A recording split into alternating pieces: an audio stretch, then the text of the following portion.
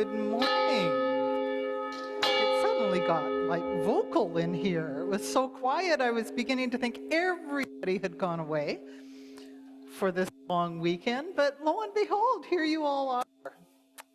Welcome to worship. My name is Ivy Thomas. I am one of many in ministry in this congregation, and I give thanks to everyone, our musicians, our tech people, our Sunday school people, our greeters, our artists, our kitchen folk, everyone who makes this day happen. We cannot do it on our own. No matter who you are, no matter where your life has taken you in the past or where it may lead you in the future, no matter who you love or how you identify, know that you are always welcome here. And we give thanks that you have joined us today, either here in person or on Zoom or on Facebook Live or later in the week on our YouTube channel. However you find us, we are thankful that you have. And you know it's September when the announcement list starts to trouble, right? Today's the day. First of all, this new art installation, it's the season of creation, the first Sunday in the season of creation. Can anybody guess what our theme is for creation? Water, of course, and Karen Cronabetter has done another amazing job of bringing that experience to us visually, so we give thanks for that. On, flowers on the organ today are in memory of Paul Might. His service was here on Friday, and they blessed us with the flowers so that we could enjoy them and remember Paul. There's going to be another memorial service on Thursday at 1 o'clock for Eva Giesbrecht, and we are needing finger foods and little desserts and such. If anybody is able to donate and drop them off at the church, either a little bit earlier in the week or as you arrive for the service, that would be greatly appreciated. A couple of newsletter updates. I won't call them corrections because we actually told Delane the wrong thing. So it's not that she made a mistake. We did. The 8 o'clock Sunday Sharing Circle is going to be starting on September 10th, not the 9th. It's hard to have a Sunday Sharing Circle on Saturday. So it's going to be on the 10th at 8 o'clock in room 14. Wanderlust, we have shifted that a little bit, and instead of meeting twice a month, we're going to meet once a month in person in room 14 on the second Wednesday of each month at 1 o'clock. And those reminders will be going out to you this week and in the coming weeks as well, but just to kind of have a heads up on those. Next week, well, all month, for the season of creation, we've decided to offer you some kind of experience of creation.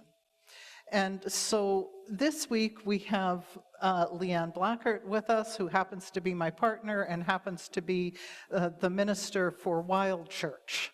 And so she's going to give us just some little tidbits of Wild Church today. So I hope you appreciate those. And next week is going to be walk, cycle, commute, or ride share to church.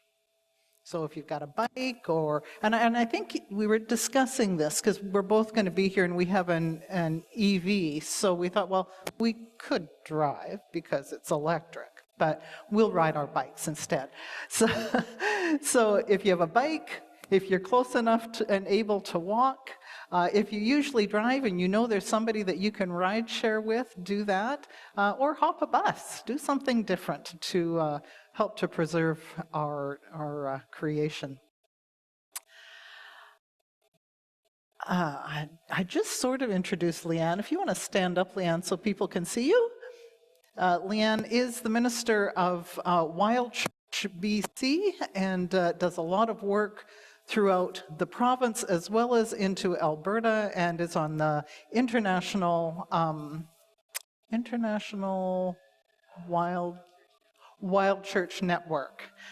So she's got her both feet and hands and head ensconced in Wild Church and in allowing us to experience the holy rather than have it taught to us verbally. So we give thanks that Leanne is here today with us. And Tanya has an announcement to make.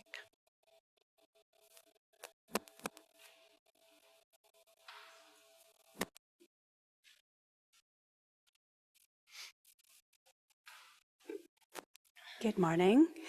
I just wanted to make the announcement on behalf of M&P, Ministry and Personnel Committee. We have fantastic news, and maybe if you read your Friday bulletin or newsletter, you might have seen that we have hired a student to work, a ministry student who will be working in our congregation starting Friday, so this past Friday, and he will be with us until April. He will be working alongside the ministers, working with the youth and the children, working in pastoral care, lots of different things as a part of his ministry education. He will be with us for 8 months. His name is Philip Braden, and you can expect to see him here every Sunday with the rest of the team. And so when you see him, please give him a warm welcome. His name's Philip. Thanks. Philip. Yeah.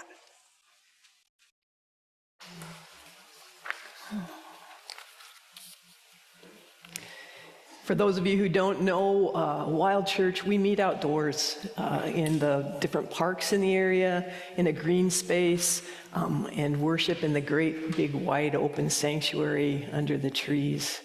Wild Church is a sacred nature-based experience to awaken deep love of self, of the earth, and all beings for the survival and healing of the planet. That's our mission statement, that we exist for the healing of the planet.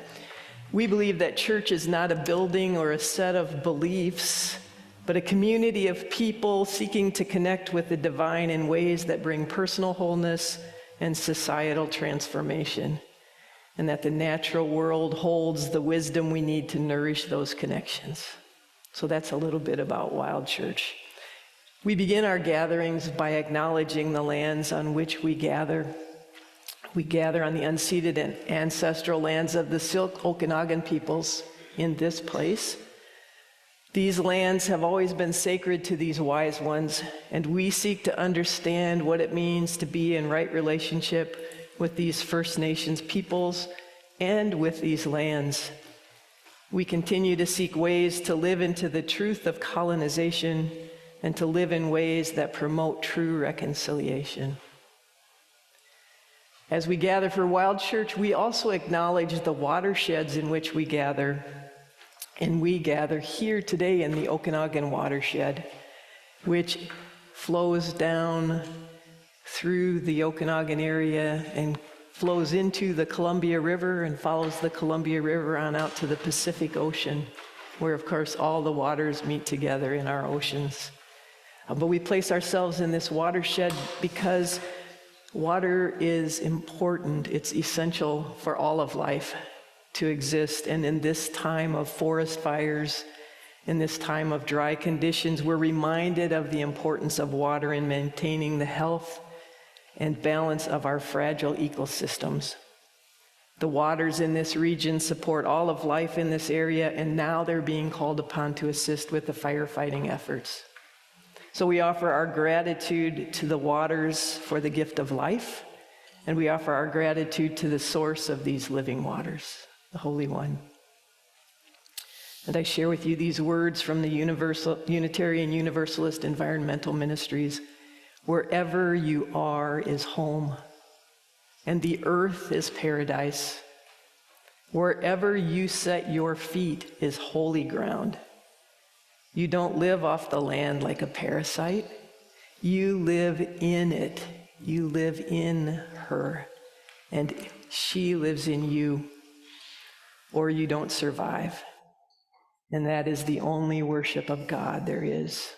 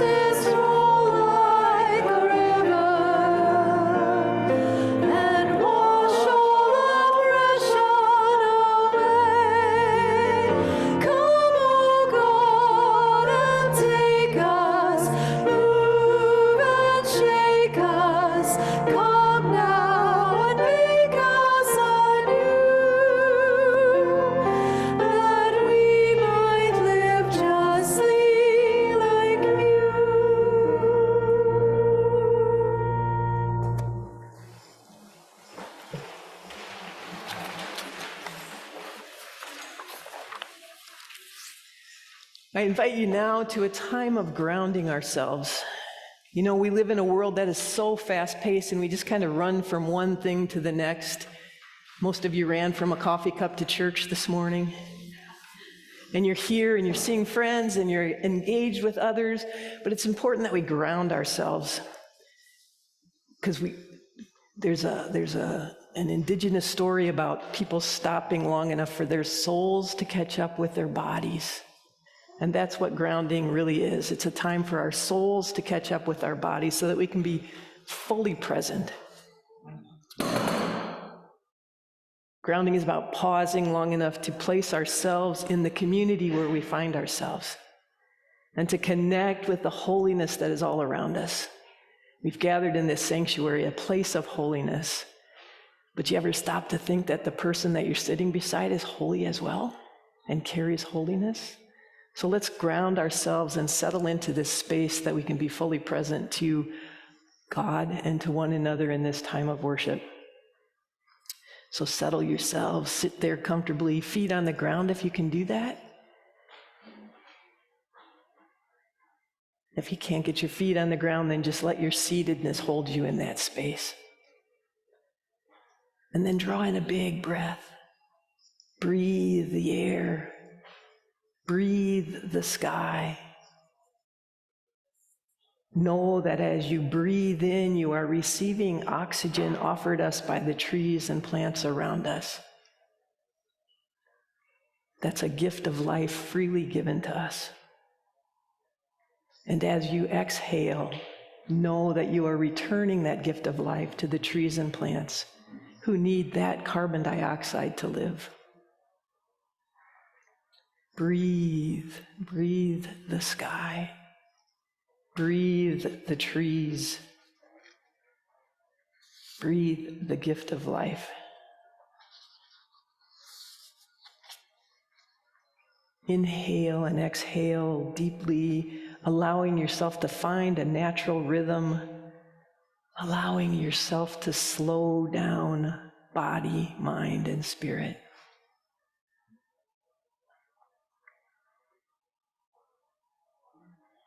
And then slowly open your senses to this space. What does your skin feel?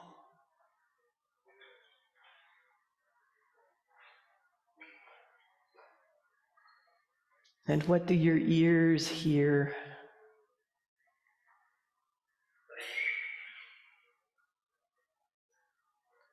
What sense does your nose bring to you?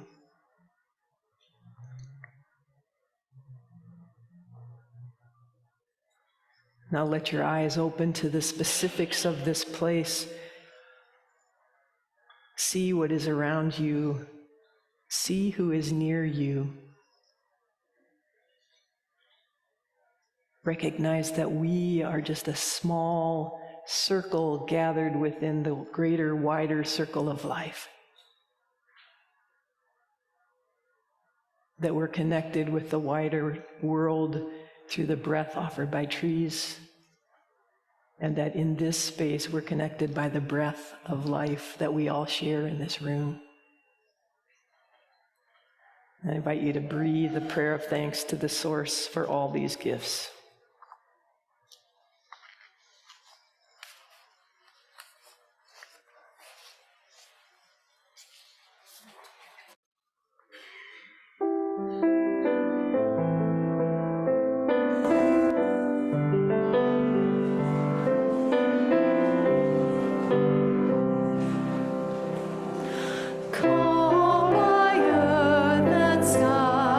Promise of all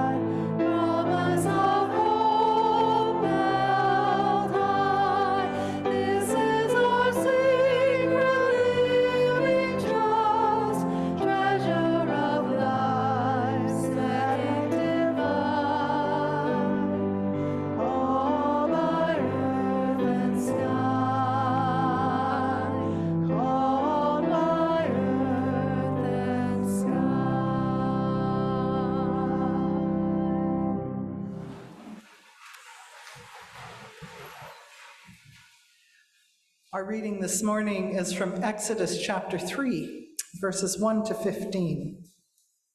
Moses' father-in-law was named Jethro. Jethro was a priest of Midian. Moses took care of Jethro's sheep.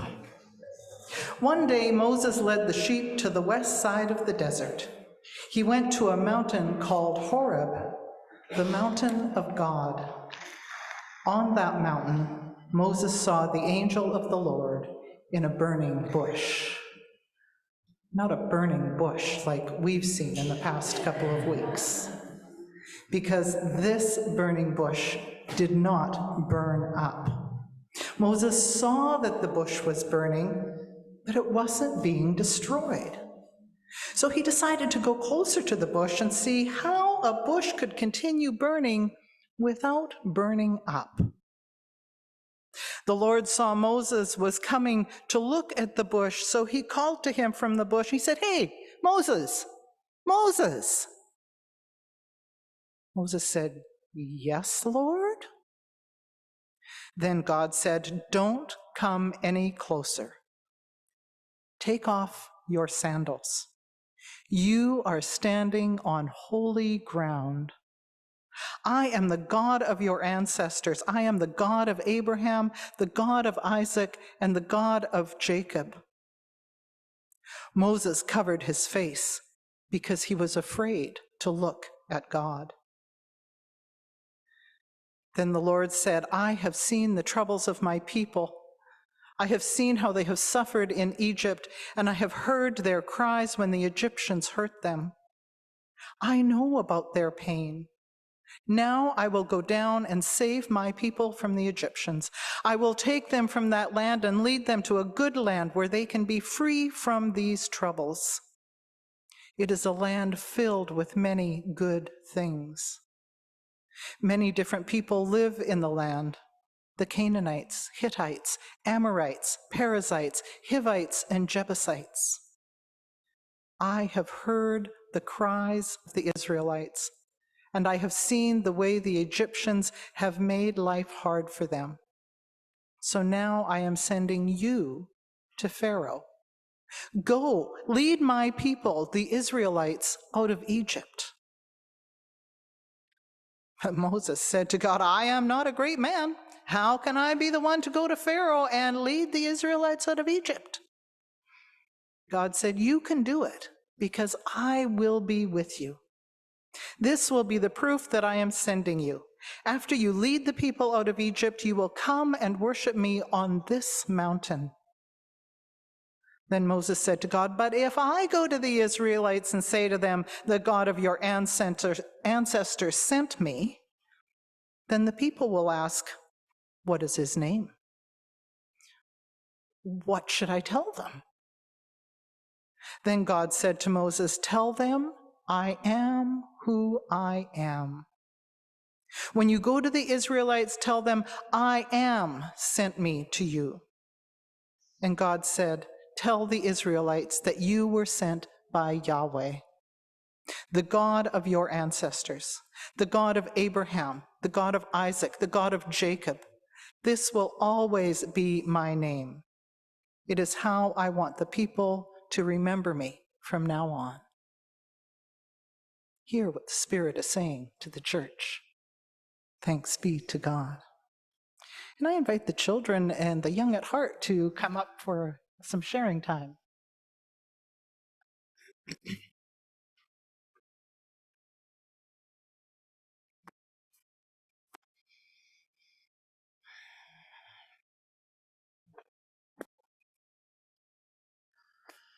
can get a little closer. It's okay. I promise not to bite.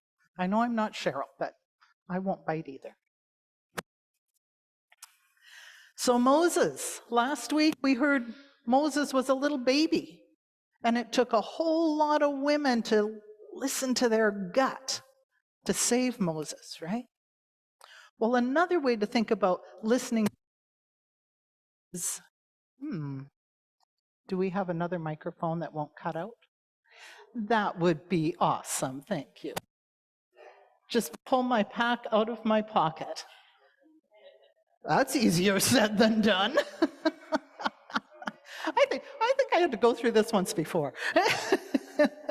There we go. Okay. Okay, we'll see if that helps. So, another way to think about listening to your gut is listening to that little voice that you hear that we often refer to as God or as Spirit or as Jesus.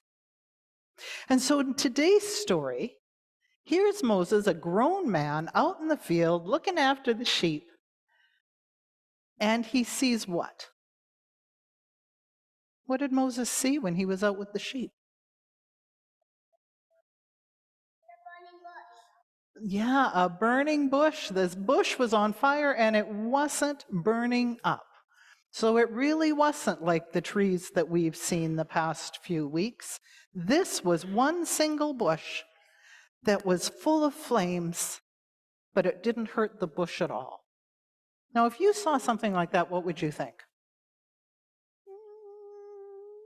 Kind of weird, eh? Kind of weird. So Moses goes over to look at it, and just before he gets there, God says, Moses, take off your shoes. You're standing on holy ground. So what do you think is in the backpack today?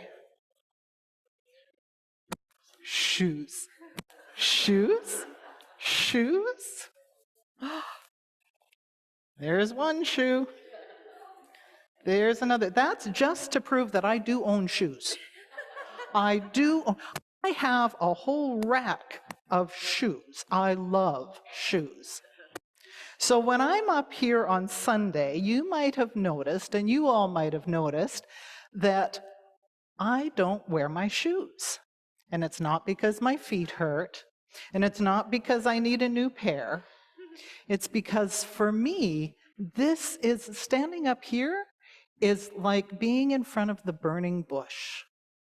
Because God is here and present, and it helps me to remember that when I'm up here leading worship and preaching, it's not about me. It's about God and about how God works in and through me so that I can do this work. My burning bush came when I prayed one day, God, I think there's something you want me to be doing besides being a mother and a wife and working in a flower shop. I think there's something else I'm supposed to be doing. And this little voice in my head, my gut, said, a minister. And I went, but in this lifetime, what is the one thing I should be doing? And it took me 3 years of little burning bushes all along the way before I finally said, okay, I get it. I called them 2x4s, but many would call them burning bushes. So I suspect that in your life and in your lives, there will be burning bushes, places where you just can't deny that God is right there in front of you, maybe calling you to do something, maybe asking you to do something really, really hard. But know that God is always with you. And when we listen to our gut, when we see that burning bush, and we listen for the voice of God, we know that God is there and God will guide us. And so we say, thanks be to God. Amen. And we're going to sing a little song about taking off your shoes, and then you'll be heading off to Sunday school.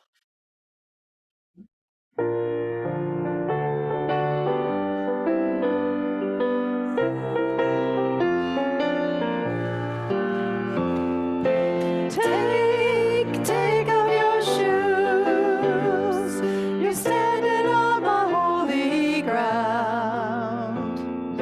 Take off your shoes.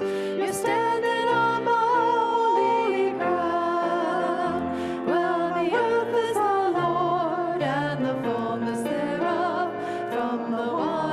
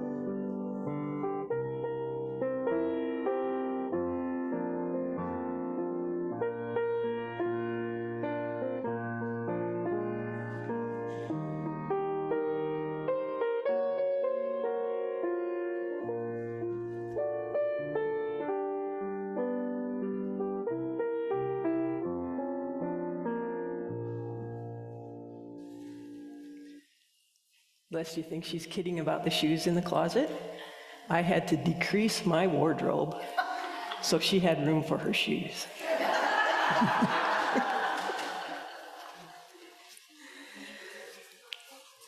Friends, I want to bring you a reading from Richard Wagamese. Richard Wagamese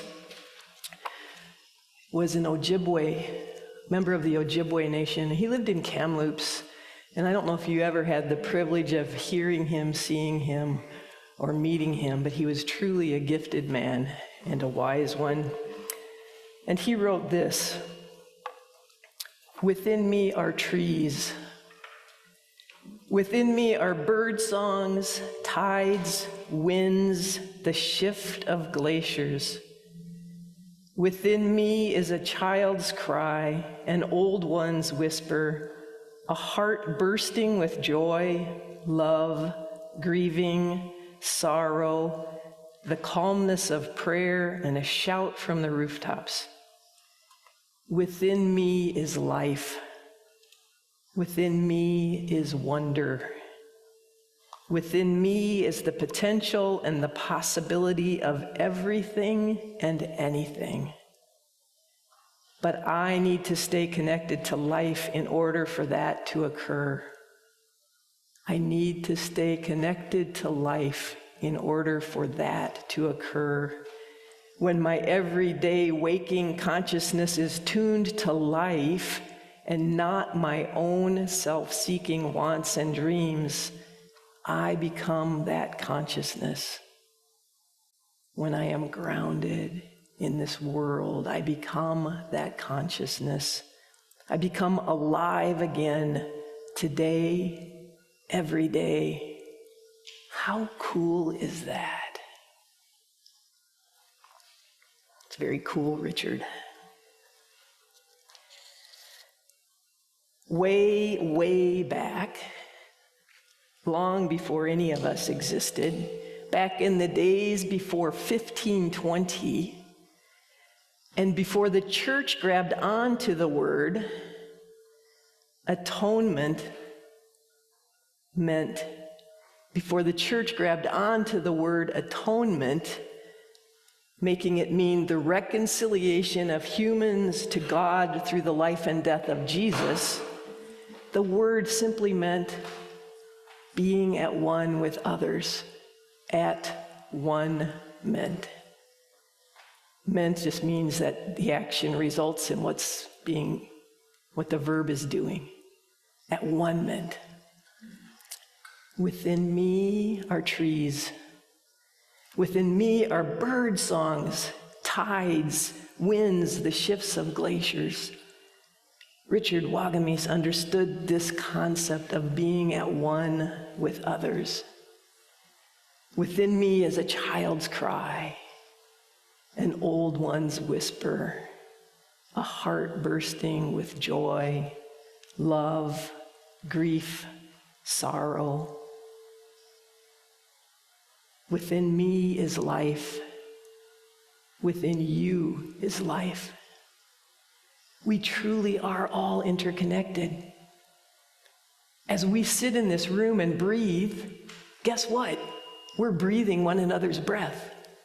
You've breathed and exhaled and breathed in and exhaled, and your breath is coming to me, and I'm breathing you, and you're breathing me. We're connected by the breath that we breathe. And I was thinking about this morning when Ivy was driving us here. It was like, why is breath so important? Because God breathed everything into existence. Life started with a breath, and life continues as we breathe. And the Creator did this beautiful thing which made trees breathe what we need, and we breathe what they need. And that's just one example of the interconnectedness of all of life. We said earlier, I said the land is in you. That little quip from the Unitarians. We are in the land and the land is in us. Did you ever think about that? When you eat carrots, guess what? They came from the soil. The minerals and the vitamins and all that the carrots bring to us come from the soil. And when you eat that carrot, you're eating the soil. The land is in you. It's a beautiful thing. We are all interconnected. What happens to me happens to you. And what happens to you happens to me. Now, that's a concept that's hard for our heads to understand. We talk about the oneness of all things, and we live in separate lives, and we think separate thoughts. And we forget that we are all interconnected, and my mind is still grappling with it. But you have those moments. Maybe you've had them. I had one sitting in the cleft of a weeping willow at Kelowna Regional Park. And I sat there, and there was one single little yellow leaf attached to the bark beside me. And I just sat there, and I just thought, the light caught it, and it was just glowing. And in that moment, I had one of those mystical moments where I sensed the oneness of all things. I sensed in that lighted leaf that we're all one. We're given those little moments so that our minds can get out of the way and our hearts can experience what it means to be one with all things. It's the harmony of creation. It's the understanding that God breathed all of life into existence, and that breath of life is present in all things, and it's that breath that makes us all one.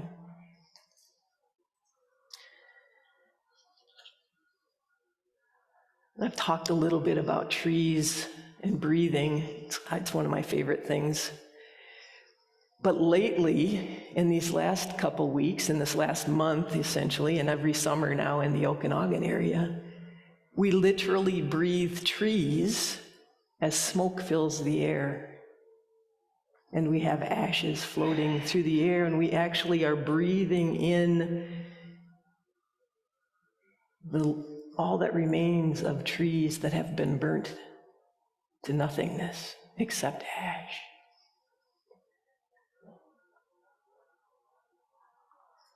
The ashes that we breathe are homes destroyed.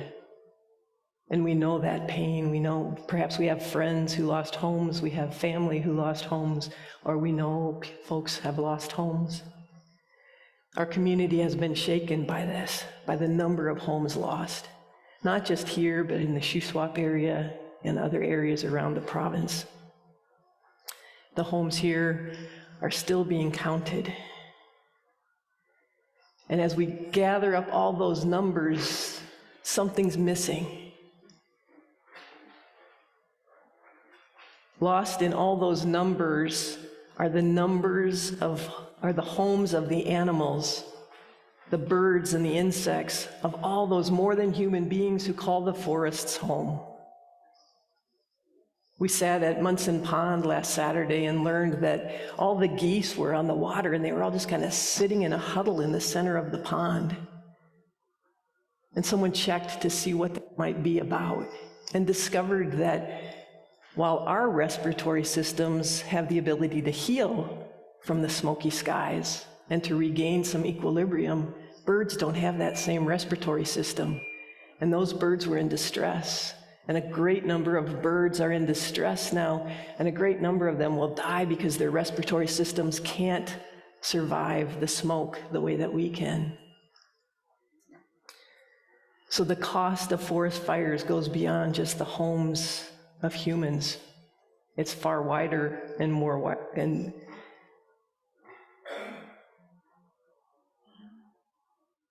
And nearly forgotten are the more than humans. And I call them more than human beings because we tend to put ourselves at the top of this chain of life that we're superior and have dominion over. But if we elevate all the others above us, it gives us a different perspective because we actually can't exist without those other beings. So we just call them the more than humans to remind us that they actually have a higher place on the chain of life than we do.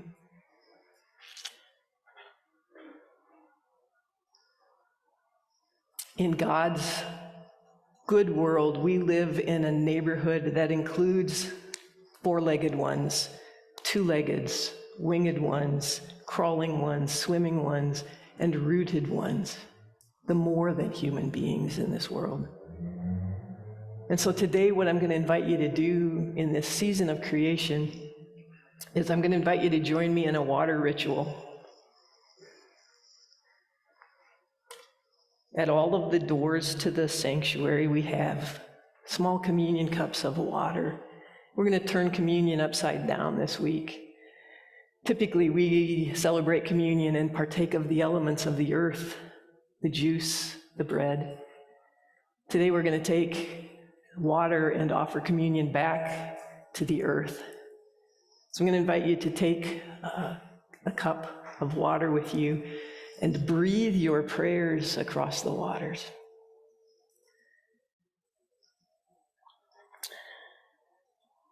When I say go, not before, when I say go, I'm going to invite you to go and take a tiny cup. There's cups on a little table here by this door if you want to go out that way through the fellowship hall and out to the outdoors that way.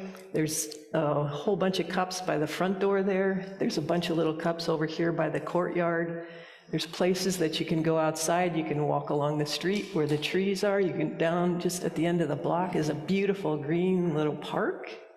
There's green space out here. You might choose to go into the middle of the parking lot in the middle of the cars, but you're going to be invited to go outside and breathe your prayers across the water.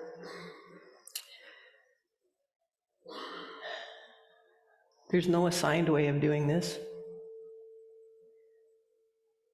And if you choose to remain in the sanctuary, we'll bring little cups of water to you, and then you can offer them back into the bowl. But there's no assigned way to do this. You might breathe prayers for the trees, for the more than humans. You might breathe prayers for the people who have lost their homes or who have damaged homes. You might breathe prayers for the firefighters still fighting these fires across the province. You might breathe prayers, whatever's on your heart that wants to be prayed. Just offer that across the cup, across the water. And then offer your prayers and your hopes back to the earth in some way. And also trust your heart. I like that you taught them to trust their guts last week. So the first time that I did this, I was outside and I thought, what am I going to do with this tiny bit of water? By the time I was done praying, I knew exactly what I was supposed to do with this water. It came to me. So trust your gut, trust your heart to know what to do with the water. I want to make sure I have everything.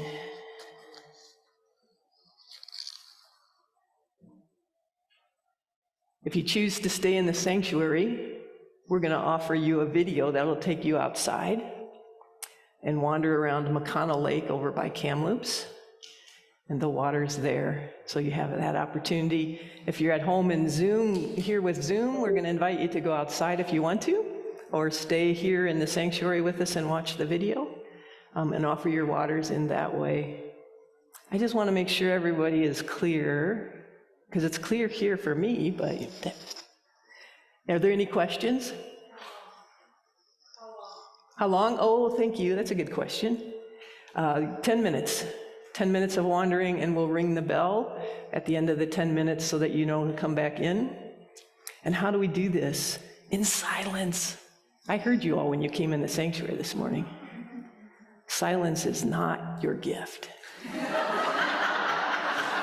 But that's okay, because when we gather, we're happy to be together, and so there's a lot of chitter chatter. But in this prayer ritual, I invite you to be in silence here in the sanctuary. And I know you're going to want to talk to your friends about where we're going for lunch, because she gave us some space to do that. Silence in the sanctuary, silence as you wander. Don't go outside the doors and start a coffee klatch now. Silence as you wander, and as you return to the sanctuary and to this space, stay in silence. And once I feel like everyone's back and we've had time, I'll invite us out of that time of silence. Silence is my favorite place to be, so thanks for joining me there. I think that's all the information, unless anyone else has a question. Any more questions? It's simple. It's simple. You'll do well. It'll be beautiful. And I think Ivy always finishes communion with, "'Tis but a taste," right? And that's it. "'Tis but a taste of hope for our planet, hope for our community, hope for our forests. And we have to trust that it's enough and that God will fill in the rest and bring those rains. I'm not going to say go right now, because there's a beautiful song by a woman named Barbara McAfee that I just learned. I just found this song, and we're gonna see this song with beautiful imagery behind it. We're gonna hear the song and see beautiful imagery, and when the song is done, in that silence that follows the video, I invite you to hear my voice say go, and then you may go. It's gonna be a silent go though, so.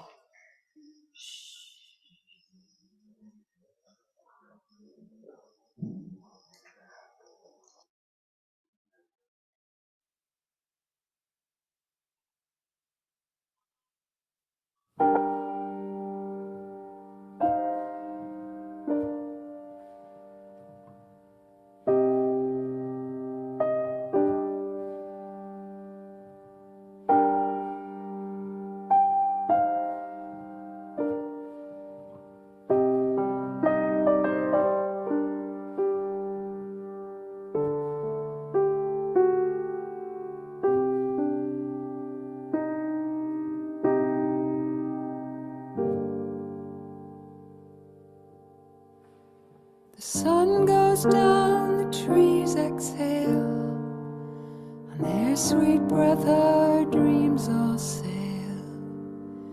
At break of day they open wide to let the gifts of light inside.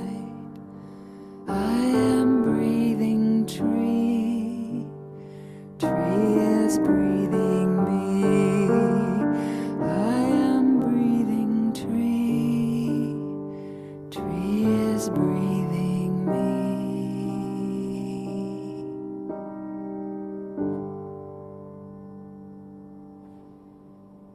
My lungs hold branches upside down, bronchia and leafy crown. I from egg and thou from seed, each gives what the other needs. I am breathing tree, tree is breathing me. I am breathing tree, tree is breathing me.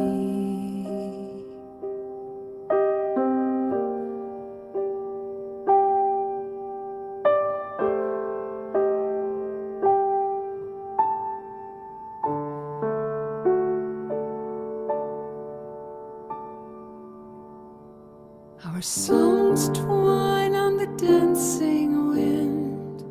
I breathe out what you breathe in. Rising sap and beating heart, one of life's great works of art. I am breathing tree, tree is breathing me. I am breathing tree, tree is breathing me. I am breathing tree, tree is breathing me.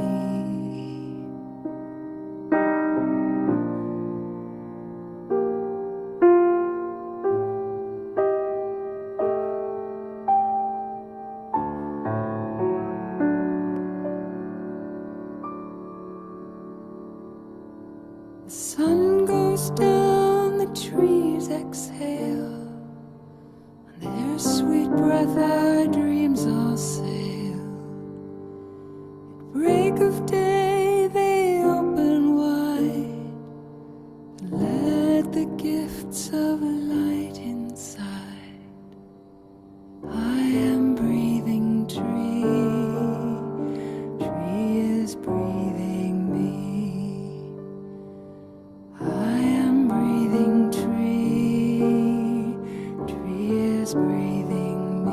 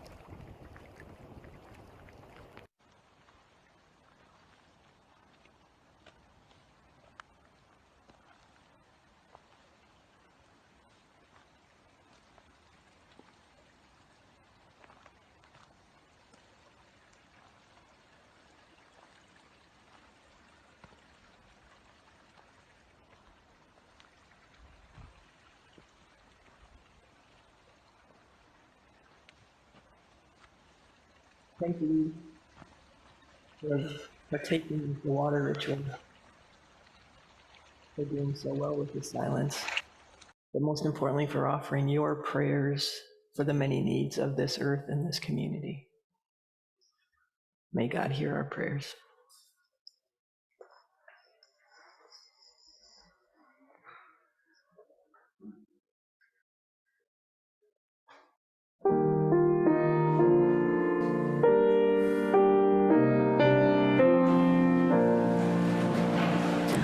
Touch the earth lightly, use the earth gently, nourish the life of the world in our care. The gift of good wonder, ours to surrender, transform the children tomorrow will bear. We in danger, who create hunger, agents of death for all creatures that live.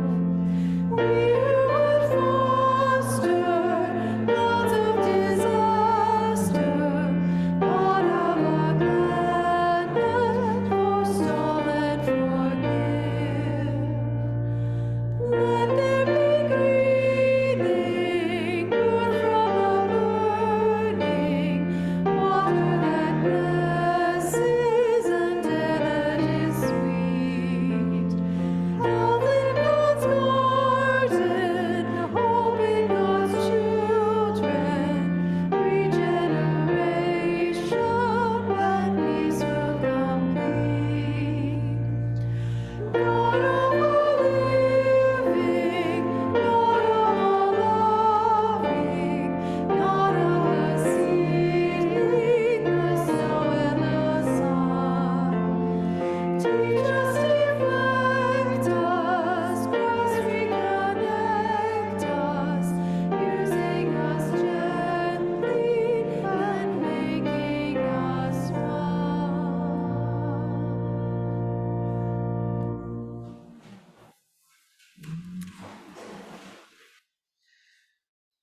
We have offered our prayers. We have offered the water.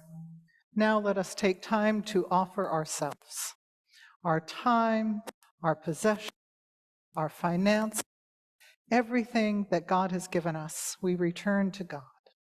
So if you are so inclined to offer a financial offering, there are boxes at the back.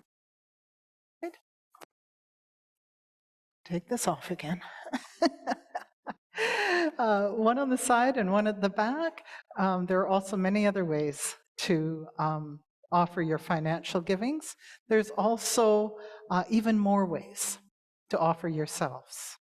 Your time, your gifts, your skills. None of this could be accomplished in this community of faith without you. And so take a moment to think about the ways in which you have been able to offer yourself in this past week and give thanks to God for that and pray that there may be many more opportunities to come.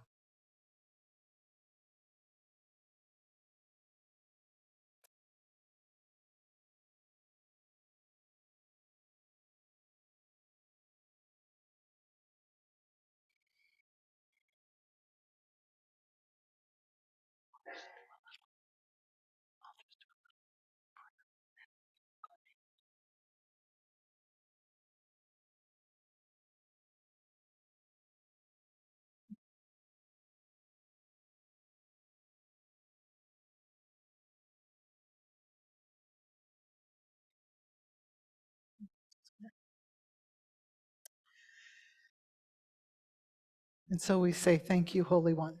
Thank you for all that you are, for all that you give to us. May the gifts that we offer be gifts that are multiplied in your presence, that all the world might know your love, your peace, and your generosity. Amen.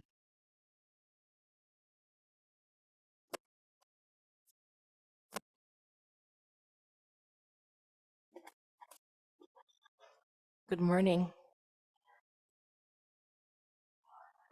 After studying Exodus 3, I think, dear God, that Moses is going to have a long period of training to be prepared for what you want him to do with his life.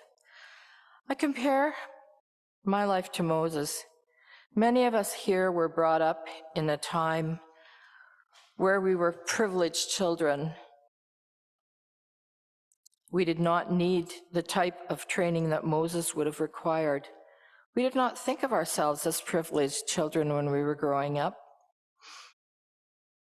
We had food to eat, a roof over our head, and a bed to sleep in. That seemed to be all that mattered.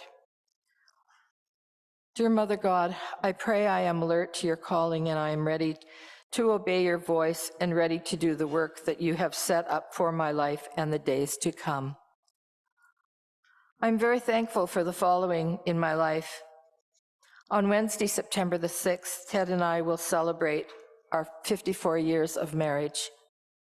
We have 2 lovely daughters and 1 lovely granddaughter. Thank you, loving God, for these extra blessings. I would like to share now a reading from a book of meditation by Richard Wagamis, and Leanne and I did not talk about this at all. He is a great author. This is from his book of meditations called Embers and his Egyptian meditations. Ojibwe meditations. I raise the pipe of my being to the rising sun in openness and humility. With my eyes closed, I give thanks to the life giver and ask for the strength to be humble through the course of this day. I smudge myself with sacred ritual and medicines and give thanks for the blessings that are already present in my life. I ask for nothing. I only offer thanks. Then in gratitude and humility, I enter the journey of each day. This is wakefulness. This is becoming. This is ceremony. I have made more.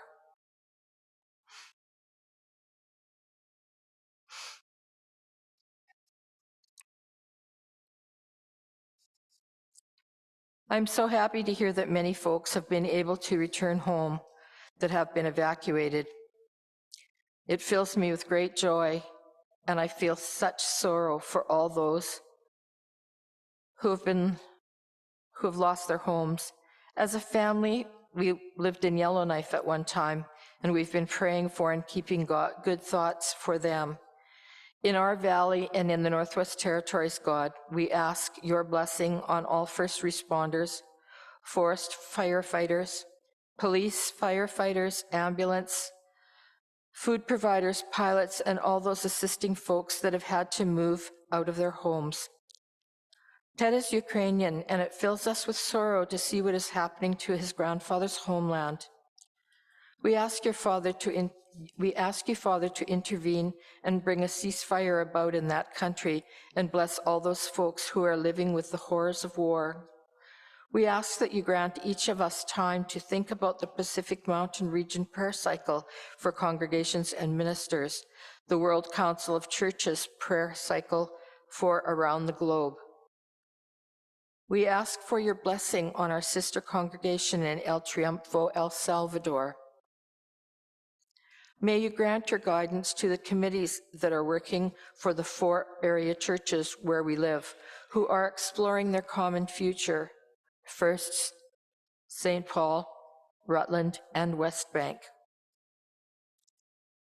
On our prayer list today, we wish to remember the family of Deanna Peck, the family of Louisa Sullivan, the family of Paul Might, the family of Sandra Repchuk, Ezra McKinney, Gail Ivanko, Michaela Pumphrey, Skylar Maristy Deer, and Eleanor Wheeler.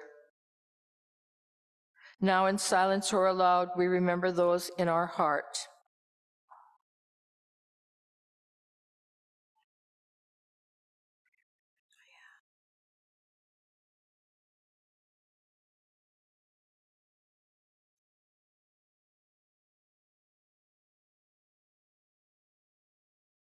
Now join me in saying the Lord's Prayer. Our Father, who art in heaven,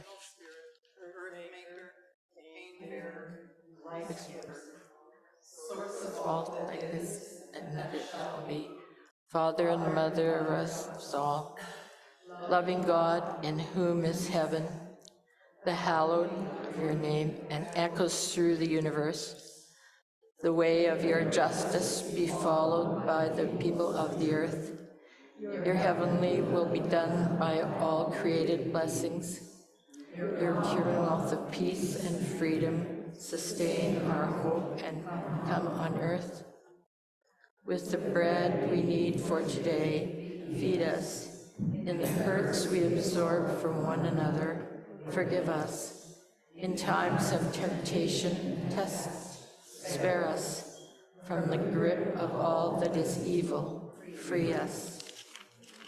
For the reign and the glory of power that is love, now and forever. Amen.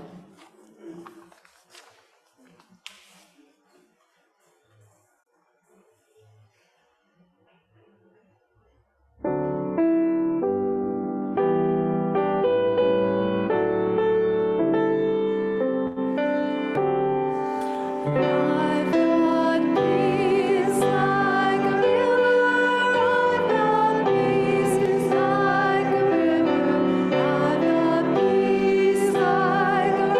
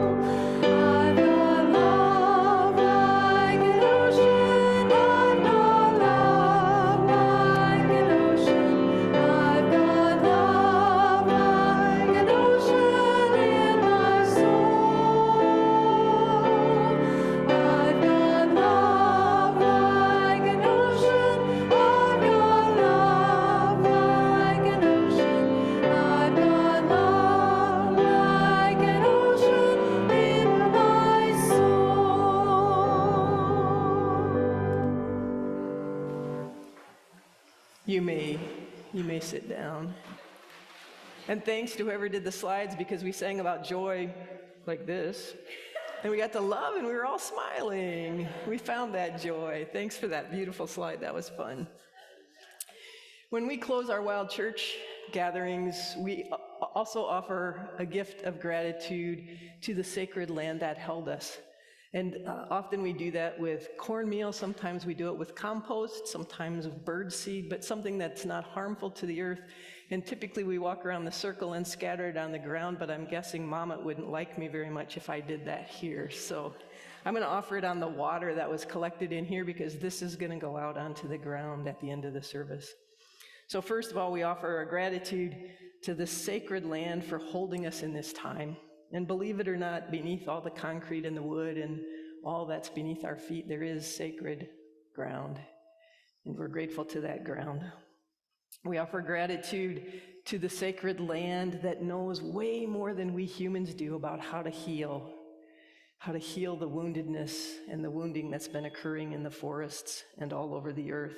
So we offer gratitude for the wisdom of the land in that way of healing. We offer our gratitude to the more than human beings who call this area home. The reality is we're all guests on their land. All humans came after them, and we're all guests, so we offer gratitude to them for that. And we offer gratitude to each of you who's present here, either in the sanctuary or with us on Zoom. Your presence makes our circle complete today, and so we're grateful for your presence here. And finally, we offer our gratitude to the Source, to Creator, Great Mystery, Holy One, whatever you name that which is bigger than we are, that holds us all, for the beauty and the wonder of all of creation. And I close us today with these words from John Muir. The sun shines not on us, but in us. The rivers flow not past us, but through us, thrilling, tingling, vibrating every fiber and cell of our bodies, making them glide and sing. The trees wave and the flowers bloom in our bodies as well as our souls. And every bird song, wind song, and tremendous storm song of the rocks in the heart of the mountain is our song, our very own, and sings our love. Friends, the sun shines not on you, but in you. The river flows through you. May the sun and the river and the rock of you guide you to do Creator's healing work in this world this day and in the days to come. And may you walk fully embraced in the love of God, knowing that you are a child of God. May it be so. Amen.